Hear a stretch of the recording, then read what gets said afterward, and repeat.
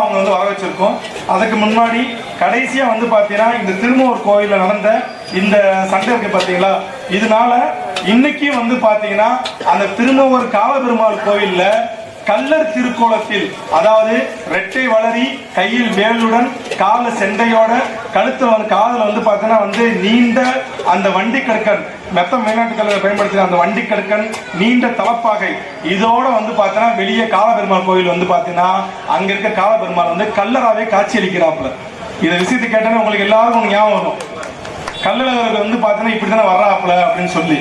எங்க அழகர் கோயில இருந்து வெளியே வரப்ப இரண்டு ரெட்டை வளரியோட வேல்கம்போட நீண்ட தலைப்பாகியோட நெஞ்சம் நிமிர்த்தி காதல வண்டி கடுக்கனோட மத்த மேல்நாட்டு கலராவே அவர் வருவாப்புல.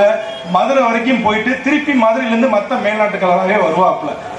ஆனா அத கூட வந்து பாத்தீங்கன்னா ஏதோ கல்லருக்கு வந்து கல்லறைகள் எல்லாம் பிடிக்கிறதுக்கு வந்து கள்ளழகர் வராப்புல.